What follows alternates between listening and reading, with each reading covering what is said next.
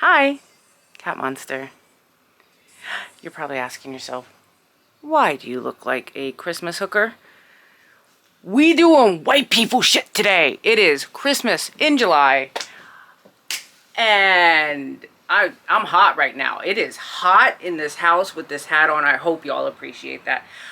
So I got a Christmas order for Christmas cards during Christmas this past year for this year, and I figured I'd just get them done. And what better time to do Christmas in July, right? Right? Maybe a little bit, kinda, sorta-ish. So that's what we're doing. We're gonna do some watercolor. They're cute. I can't wait for you to see them. They're adorable. And the sparkly. We like sparkly. So before we go into that, go ahead and hit the little doobly-doos down below, all of the tippy-tappies, get the subscribe button in, help me get up to that 1000K, and let's get into it. So, this is frisket fluid. Frisket fluid, masking, there's probably another name for it. It works fantastic at keeping the white parts white on watercolor. You do have to paint it in thin kind of light lines and build it up a little bit and work quickly. It's best if you actually keep the lid on. I didn't for this shot, but in the rest of the time I was flipping the lid on and off to try to keep it from oxidizing, because you will get a hard skin on the top. It will 100% start hardening up. But yeah, so let's just go into a time lapse of this, huh? What do you think? Ooh, look at that time lapse. That's a good time lapse.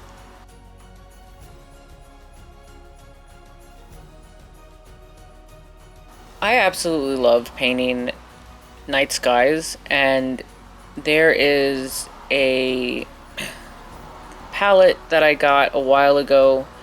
I think it's from Winsor & Newton, possibly, where it's a watercolor palette that it granulates really bad, intentionally, so that you can do more abstracts, get more textures in there. For the night sky, I am using the Moon Glow and Aquamarine from that palette, and that's what you see me working off of on the right hand side. For the whole thing, for all of the skies, I do a wet on wet technique, because watching the pigment bloom in the wet background is literally my favorite thing in the world about watercolor. I absolutely love doing wet on wet, and you can see just the pigment shoot out and bloom. It's so nice. It's just so nice. It warms my little soul. But most of the, well, not most of the snow and the backgrounds are all done with the wet on wet technique to like really get the blending in there and get gradients.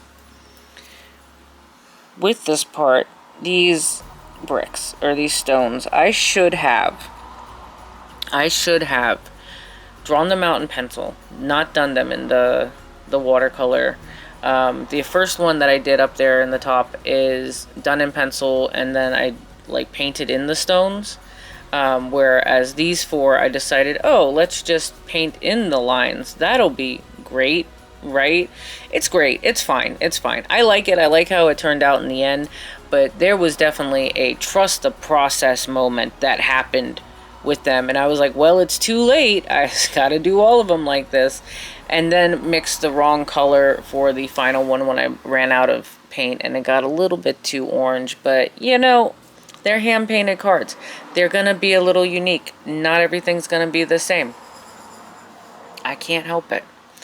For all of the sheep in these cards, I just did a lot of like little swirly lines in the same aquamarine and violet that I did the snow for, and that was out of the Paul Rubin palette. That palette is one of my primary palettes. I have been painting with that palette since 2020 when I ordered that ish during quarantine. Let me tell you how it has lasted. The only thing I have had to rebuy is the lemon yellow, and they don't sell single pans, which is, I think, just blasphemy. Absolute blasphemy. They should always sell single pans.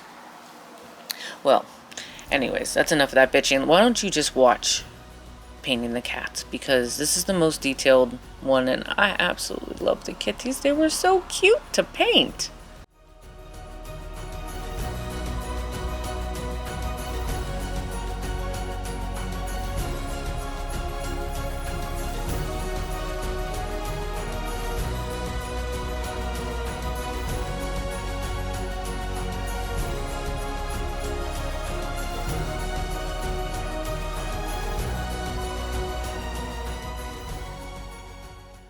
I know I messed up here.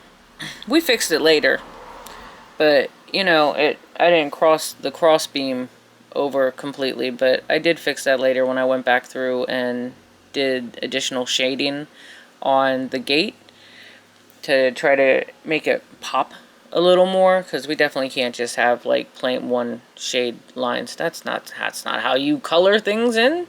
Well, I mean, in some styles, but not this one. Not this one. But it is fixed, I promise. I swear. You'll see. You'll see it's fixed. You have to believe me.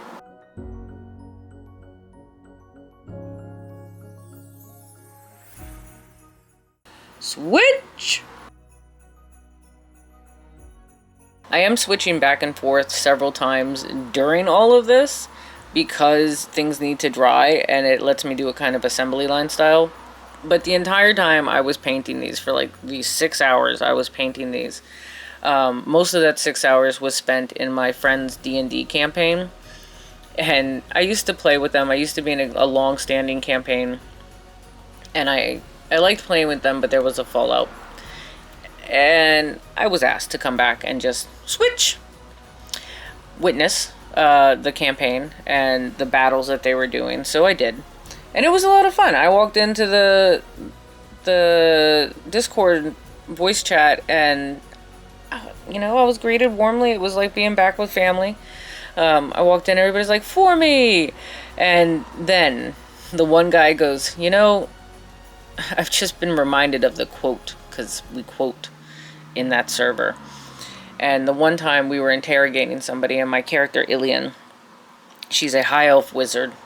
She's just after knowledge. She doesn't care who she gets the knowledge from, where it comes from, what source or entity it's coming from. She wants to be the high wizard, right? So she's chaotic neutral. So she's going to just do what she wants to do. And we were interrogating this guy, and he's like, "Please, I have children. I have a wife." And Ilian looks at him, he goes, "You have children? Fireball is indiscriminate. It is fine." And, you know, he was lying. He doesn't have children or a wife. And he's like, "You're going to kill children?" She's like, "Nah, they're in the way. It's fine." Don't ask why she has a very bad Russian accent. I just picture that's what she sounds like. Because high elves in my head, that's what they sound like. It's kind of like dwarfs. They always got the Scottish accent. It might just be me. It might be the influence of media, but y'all let me know. If you play D&D down below, what kind of accents do you give your characters? Because, you know, it's always definite, like, to give your character a different accent so that when you talk and they talk, we know, so you don't have to be like, "Above table," all the damn time, right? Right. Alright, so I'll shut up for a second and let you, just watch a little bit of this. Them's cute bunnies, aren't they? The little bunny buns? Ooh, the little bunny butt sitting there.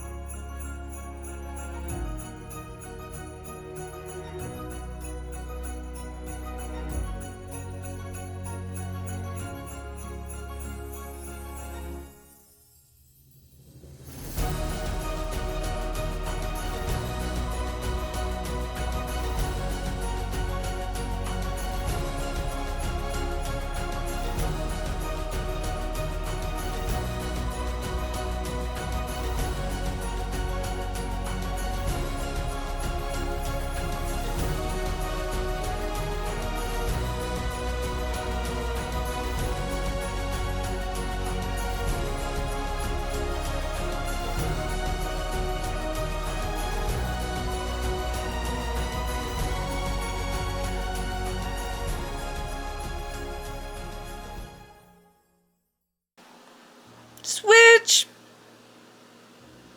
Switching back. Back to the cats. These ones were simple. This was just pretty much shading, and I looked at my own cat for his patterning.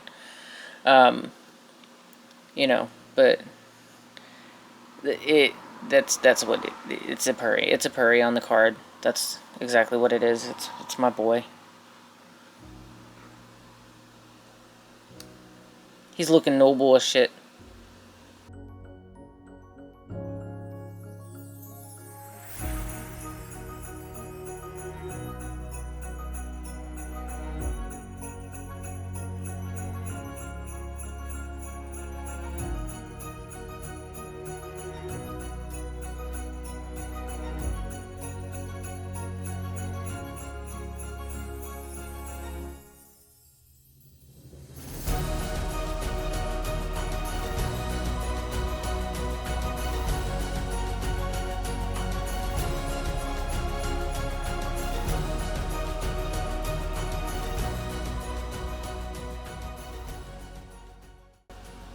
Switch back. We're gonna switch. And we switch. If you don't know how to paint a night sky by the end of this, I don't know what to tell you.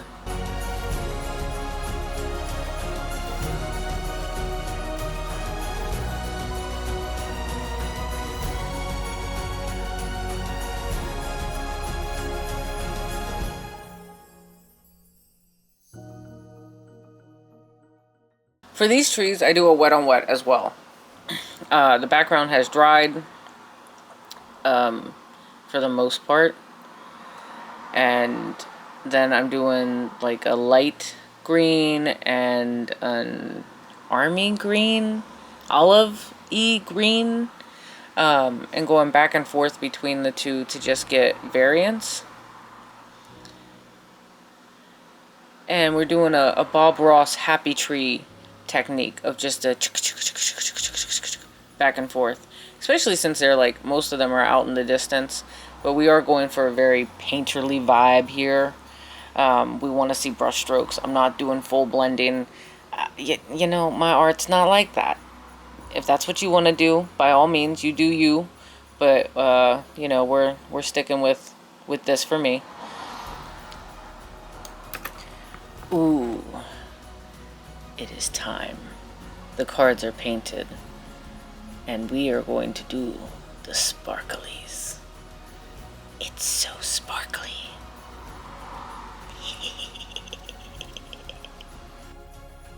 Boop.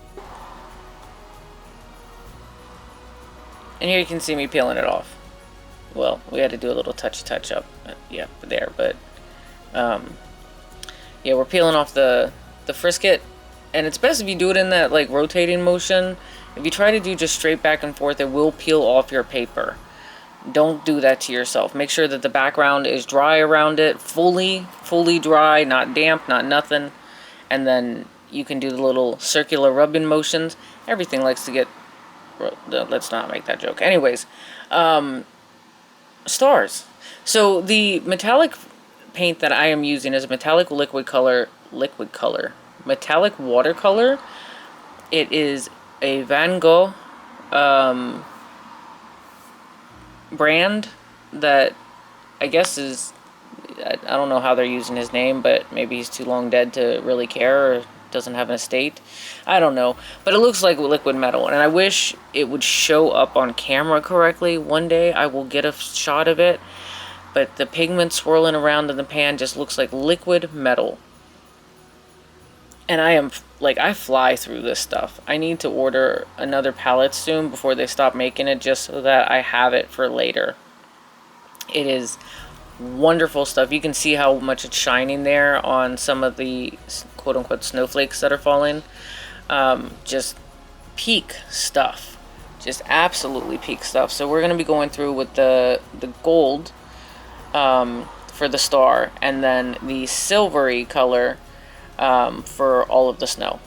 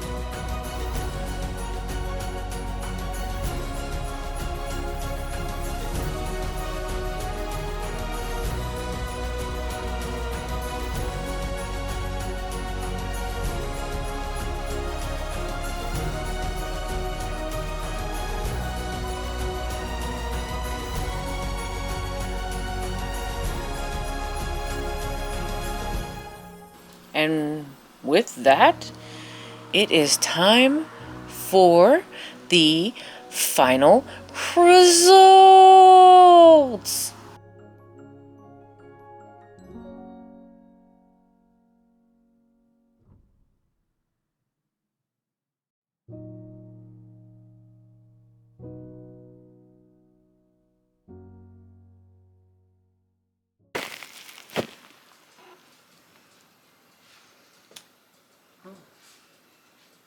Hold on.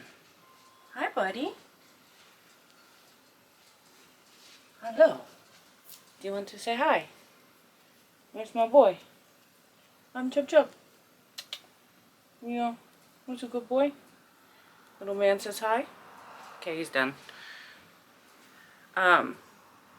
So what do you think? Aren't they cute? You know, I love watercolor.